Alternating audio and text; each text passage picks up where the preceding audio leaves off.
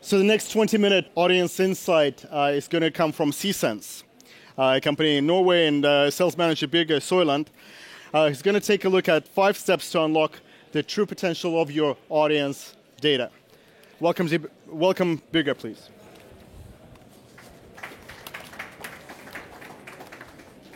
Hi, everyone. Can everyone hear me fine? All right. So I'm from C-Sense. We're a Norwegian company. I figured I'd like to know my audience before I start talking to them. So, quick by a show of hands, how many here are from Germany? And UK? And who likes chocolate? You get that. That's my way of buying the audience before I start.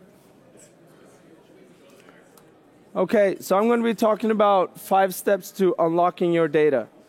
I figured I'd start with a beautiful picture from Norway, since we're from there. Now, I'm sure most of you are familiar with these challenges. The low user loyalty, the low engagement, high bounce rates, typical social media. Low utilization of inventory is common. And also the low willingness of paying for content. And naturally, the last part, which I think a lot of people here have been talking about today as well, has been digital advertising. Our way into that is talking about data. That's our take on it.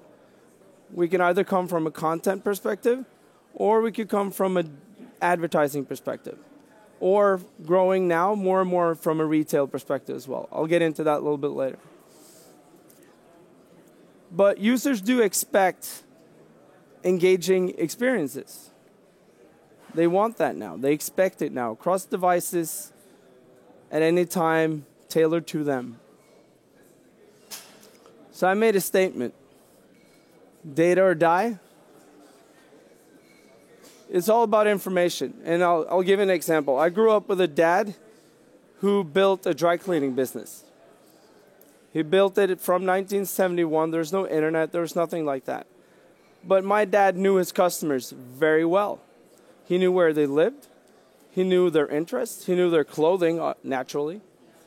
He knew their kids. He knew everything. So he could tailor the experience once they came in the room. Also, he had business-to-business customers. So he would travel around to all the hotels and get to know all the people there, get to know their customers, so he could tailor how he would deliver clothes back. He didn't have a data management platform like probably most of you have today. He didn't have a server. He could access all this information. It was stored all up here.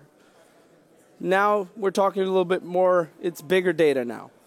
We're talking millions of page views each day, billions of page views each day. Well, you got to be able to make sense of that data. So step 1 to that is to understand your readers. We drop, or our customers drop a script on their site, and it automatically starts crawling the website for content. And each time a user comes on, that device is tagged with a specific C-Sense user ID. By that, we can get to know their interests. We can follow their behavior. We get the context of which that they're actually browsing the website. Step 2 to that is to segment and personalize the experience. We can take each user profile and match it with audience segments, and then we can match that with the content that they're interested in. We also have a partnership with a company called Enreach, who do social demographics and interest profiles. So from both an advertising point of view and a content point of view, if we can get actual social demographic information about the users and match that with their user profiles and how they interact with the page, we can tailor more, personalized experiences towards them, both on advertising and on editorial content. And of course, tailor the device and time of day. Naturally, I'm not going to go in and buy a tennis vacation for my wife and my kids and I to go on when I'm on the bus at 7 a.m. in the morning. Right? I'm not going to bring out my credit card on the bus. But you can show an ad that's relevant to me, but then you get the call to action later in the day, perhaps on my iPad in the evening where I'm more likely to put in credit card information. Step 3 then, you need to make your data work across all your sites in real time.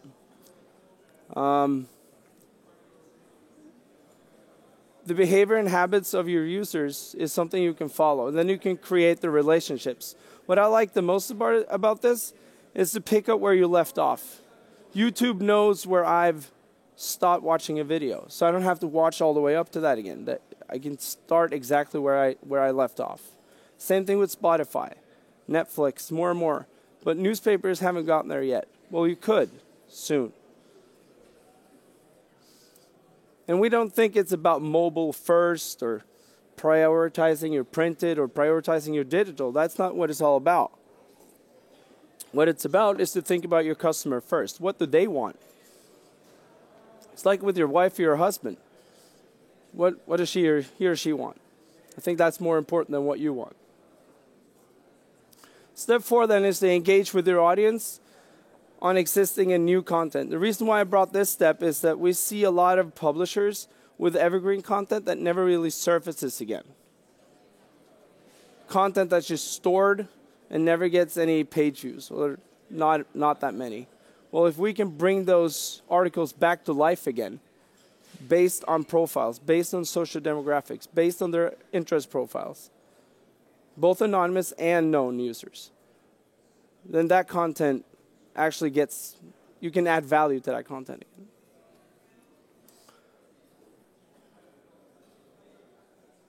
Basically reiterating what I just said, but moving then into conversions. Because from our point of view, moving more and more users into the conversion side of things is what's going to be the future. If you look at print today, if circulation goes down, naturally also ad goes down. Well, how are we going to reclaim that money, the revenue that's lost in print? Well, digital subscriptions is one key metric to that.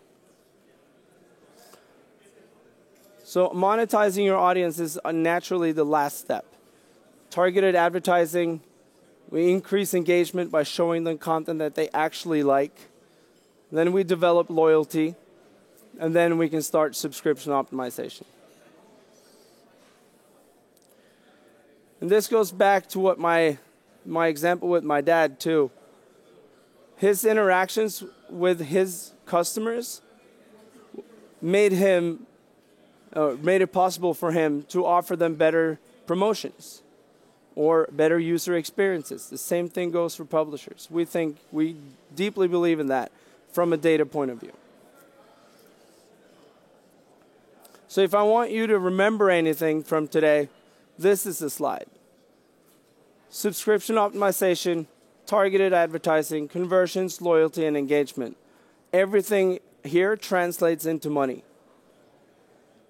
And I'm assuming that most of you are here to find out how to make more money for your businesses. You're not just here to meet other people. Well, it's nice to do that too, but we're here to make some money too.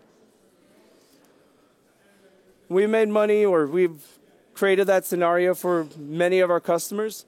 I'm going to give you 3 examples. The Winnipeg Free Press came to us very, I wouldn't say desperate, but almost, to do something. They had basically no conversions from their front page and on. And they were struggling from print to digital. So what we did is that we built the whole front page with widgets from CSense, tailored personally to each and every user coming to the site.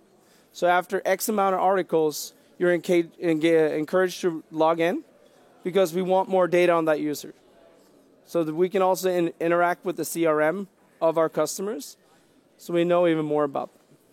And then we can drive one login to enable personalized edition to follow readers across devices. The numbers speak for themselves. Also, USA Today. They gave us their premium placement on their homepage. And we delivered a personalized recommendation on section fronts. The increase in CTR and homepage widgets compared to editorial desk content, 38%. Now, we also did a test in Norway now with one of the biggest publishers in Norway. We were matched against the desk, and we beat them by 55% uplift in CTR, which is, if you come from a engagement point of view, it's pretty relevant. And last but not least, Wall Street Journal, where we drive their subscription base. Through targeting the promotions in order to increase the number of paying subscribers, we were able to drive a 200% increase in numbers of monthly subscribers, and we increased the user experience, or engagement rather, by 400%. That's quite a lot. Last little bit about Csense. We're Norwegian. We're stock listed in Oslo. We have a booth over there, number 14. Some of our customers, we are largely based from media. We have a growing rate of customers in e-commerce and classifieds. I'm sure you recognize some of these names. Also in the US, we're big into sports and some financial services. And in Japan and Asia, we are growing also within consumer brands, which we're also aiming to do soon in Europe. And that's pretty much it for me today. I will be open for questions now, or we'll be at the booth number 14 if you want to come talk to us. We're three handsome men, 2 from the US, 1 from Norway. So, any questions now? No. Well, you can come over and meet us later. Thank you. Thank you so much.